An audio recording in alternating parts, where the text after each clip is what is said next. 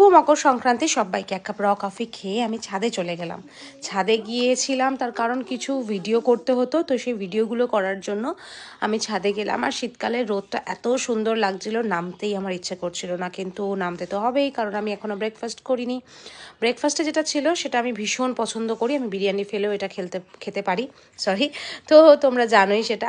তারপরে আমি কিছু প্রোডাক্টের আনবক্সিংয়ের ভিডিও করার ছিল, তো আনবক্সিংয়ের ভিডিওটা করতে গিয়ে আমি যা দেখলাম আমার তো মাথায় বাজ পড়লো। লিপস্টিকটা ফেসেস কানাডার, কিন্তু এসেছে পুরোটাই নষ্ট, মাথার দিকটা পুরোটা ভাঙা। আমি ভাবলাম ঠিক আছে তবুও ম্যানেজ করে নেবো চলো, কিন্তু যখন দেখলাম এটা নড়ছে আমি একটু লিপস্টিকটাকে নিচু করতে এই অবস্থা হলো দেখো।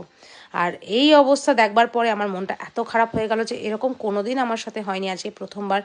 মানে প্রোডাক্টটার কালারটা তো মিসম্যাচ এসছেই, তার সাথে প্রোডাক্টটা পুরোটাই ড্যামেজ। তো আমার মনটা খারাপ করে আমি ভিডিও বন্ধ করে রেখে দিলাম। এই যে এগুলো নিয়ে এসে বেবি দিয়ে আজকে আমাদের সবার জন্য মকর সংক্রান্তি, সেই কারণে। আর আমি বাজার থেকে এনেছি নারকেল।